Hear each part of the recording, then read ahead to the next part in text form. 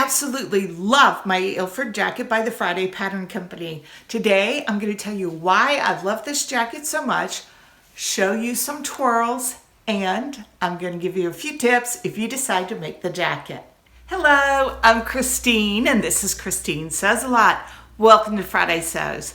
The format of Friday Sews is to talk about what you've been working on, your upcoming sewing plans, and a little bit about life. If you like this format, you can search the YouTube search bar for Friday Sews. So this is my Ilford jacket. I will be inserting some stock photos and some photos of my jacket, because with this busy pattern, it might be hard to pick up some of the details. And I will insert some photos of me in wearing them. I was first attracted to this pattern by the pattern cover showing this cropped workman style jacket. And I was intrigued. I wanted to make one for my husband Charlie and one for me. I fully intended to make Charlie's first, and he was not crazy about the idea of me making the jacket because he thought that it would be too much work and take up too much of my valuable sewing time. But after he saw mine, he wants one. So what do I love about it? So many things. I'll start off with the pockets, and you can't really see it too well on my version because of this busy print. So I'll insert some photos, but you've got lots of options. I love the fact that I can pick what pockets I want to use, and I can decide where I want those pockets.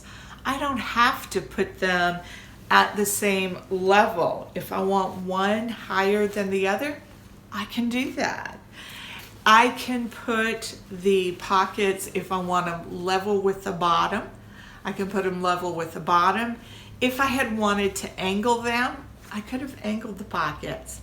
It's all my choice. You do fully construct the jacket before you sew on the pockets, and that's so you can get the pockets placed exactly where you want them. The finishing on the jacket is beautiful. I finished all my seams with bias binding. The fabric I use does fray some. This is a cotton canvas blend from Minerva. I believe it's 80% cotton, 20% polyester, and it does fray a little bit. So I thought I would take the time to bias bind my edges and give it a really nice finish on the inside. Collar finishes beautifully, conceal all of your sewing.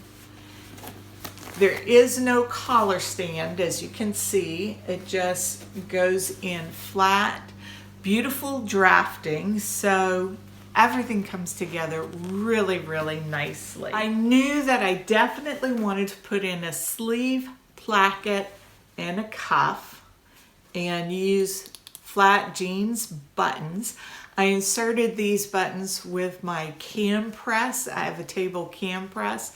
I ordered the buttons from Cam Snaps, and they went in nice and easy. I would encourage you, if you think you would like a placket, don't be put off by thinking a placket is difficult. It is not. It went in really nice. Look at that. Really, really nice. It might be hard to see from the right side, but it went in beautifully. The instructions are really good in the pattern, but if you're a visual learner or you're not really quite sure with what does she mean by turn and press or stitch here, there is a sew long tutorial on the Friday Pattern Company YouTube channel, and there is a video dedicated to sewing the placket, and it goes in really easy. This is only one single attempt, and I went straight in on my finished garment and had it go in so nicely. I sewed the jacket up in a size 1X, which is a size according to my body measurements. I did look at the finished garment measurements, so I was very aware at how oversized the actual body of the jacket would be. It has a ton of ease in it. And I also measured all of my pattern pieces because I had heard that the length of the jacket might need to be lengthened and that the sleeves could also come up short. I am 5'4". Nothing came up too short for me. I like the length of the sleeves. They actually come down to my first knuckle of my thumb when I'm wearing it. And the body is very oversized. You can see how much it overlaps. I will stand up and show you how much it overlaps. I think when I sew it the next time, because there will be a next time, I will size down 1 or 2 sizes in the body, but I'm going to keep the same size of the sleeve because I have a good amount of room on this portion of the sleeve, but as it goes down, it tapers as it heads towards your wrist. And I want to easily be able to pull up my sleeve, check the time on my watch, not have to struggle to get it over a sweatshirt. So I'm going to leave this sleeve the same size, just change the body size, and of course I'm going to make sure that the opening of the jacket in the new size matches the sleeves. So let me stand up and show you my Ilford. So this is my Ilford jacket. I can button it up. I have worn this over my Nilali South Bank sweater dress. I have to confess, I got really warm wearing that combo together, but when it does turn winter here, that will be a good option. So I buttoned up the jacket so you can see what it looks like buttoned up. Let's see how much ease there is. It's a good bit of ease. I like having ease in outerwear, so I might only drop 1 size and not 2 sizes. You can take one end,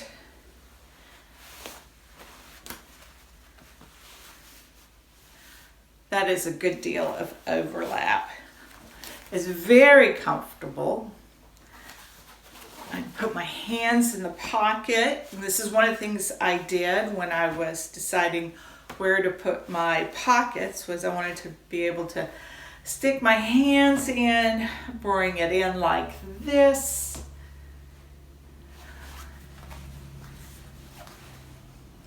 But this is my Ilford.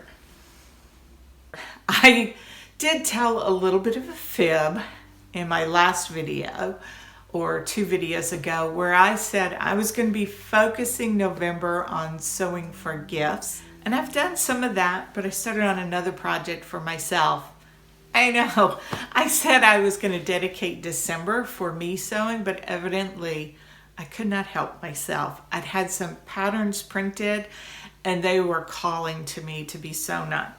So I started on the York pinafore in this very loud print that is not typical for me. I say this as I am wearing a blue mustard animal print jacket. But if you follow me, you know that I tend to be a little more conservative in my fabric choices. But I am a huge, huge fan of rifle paper. And I had this gorgeous linen blend sitting in my stash. I've had this for a little more than a year. And I originally purchased this after seeing Sam from Purple Sewing Cloud had sewn a pinafore in this fabric. I'm not sure if it was this exact colorway, and I fell in love. It looked gorgeous on Sam, and I thought, I could do that. I can wear something bright and beautiful and fun. And then it sat. And it sat and it sat. But it is, I wish you could feel this linen. It is really, really nice. Really good quality. So I decided I would sew the York Pinafore by Helen's Closet, and I am almost finished. All I have left to do is to bind the armholes and the neckband and hem it, and it is done. It's a super quick pattern. I think it's going to be a good shape for me. And I was fit testing this. I basted it together to make sure that I liked the fit before I went on and finished the rest of it. And Charlie came up into the sewing room and he was just said, "Ooh, that's pretty. I really like that fabric." Now he is also a rifle paper fan, though he doesn't know it. He always comments on a rifle paper fabric. And so I thought, you know what? I am going to finish this dress. I was really questioning myself as I was fit testing it. I thought, I'm going to finish this and I'm going to wear it several times and I'm going to see, how do I feel? How do I feel in this? I know that I love the feel of the fabric, and I know I really like the shape of the pinafore, even with it just basted together and the edges not finished and it not being hemmed. I thought, ooh, I think I like this. I'm going to give this Loud and Proud fabric a real honest chance before I say, you know what, the big flowers, the bright colors, not for me. I'm going to give it a chance. And I was in part inspired to step out a little bit by Sarah from Naughty Gnome Crafts. Sarah has put out a few videos recently where she talks about some things that she thought was not for her, or it was just like, I don't know, I would call it a no bueno, or something that I wasn't interested in, and found that she tried it and that she actually loved it. So I'm going to give this a try, Sarah, and see how it goes. I'll link Sarah's videos below, and everything and anyone I talk about where I can, I'll link it below in the description box. So that's what I've been working on. The only other things I have made this week, I did 2 mini Hudson pants. I needed a test fit for my middle grandson. The last pair I made for him are really tight. You know, when they're young, they grow so fast. And before I make the matching sets for the grandsons, I want to make sure I've got the sizes right. The other mini Hudson was for my niece, who is 10, and I sewed a pair in a size 10. And Charlie's already brought them to his brother, so I don't have them to show you, but I'm going to sort of close up. I am a huge fan of the Gutermann Mariflex thread. I have been top stitching the waistbands of all of the many mini Hudson pants I've been making lately, and that is an absolute game changer. I can neatly top stitch that elastic down, and I am not afraid of popping the threads. It really is worth a little bit extra money for the Mariflex thread. Big fan. Big fan of Mariflex. Well, I totally fell down on only sewing gifts in the month of November. I think maybe it was a little unrealistic to say that I would be only sewing gifts, but I do need to buckle down. I have a long list of things that I want to make. Let me know, what are you working on? Are you going to be sewing anything for Christmas or the hashtag a gift to November? I have a couple of friends who are expecting babies and a couple that are expecting their first grandchild. So I do have some baby sewing that I'm going to be doing, but I need to, as my father would say, find around to it and get to it.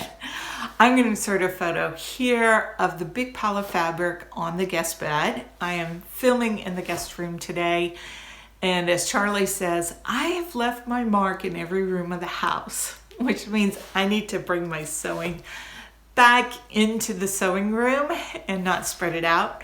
But I thought it would help me to decide how I wanted to pair the fabrics for the lounge sets if I laid them out on the bed and could see what I'm working with, how much yardage I had, of which pattern and color. So I have a few things I need to throw in the wash to get ready to sew, and I'm gonna have a big sewing weekend. I say that after I just confirmed with my sisters that I'm gonna go with them to the Christmas market, and I don't think I'm gonna be buying anything, or I don't have plans to buy anything, but it's gonna be some good sister time. And I've always felt a little bit left out when they would send me photos of what they purchased at the market together, or just selfies showing some great sister time. And I'm very glad to be living the local life and to be able to go out and do some things with my sisters. So that's going to be this weekend, but I do need to buckle down and get to sewing. So let us know what you're working on. If you have any ideas, that would be really useful.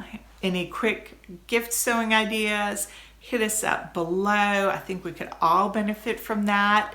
If you're interested in sewing some gifts, on Monday, my video will come out for the hashtag A Gift in November. I'll have plenty of ideas, and if you want some ideas before then, I'm gonna link the playlist for gifts.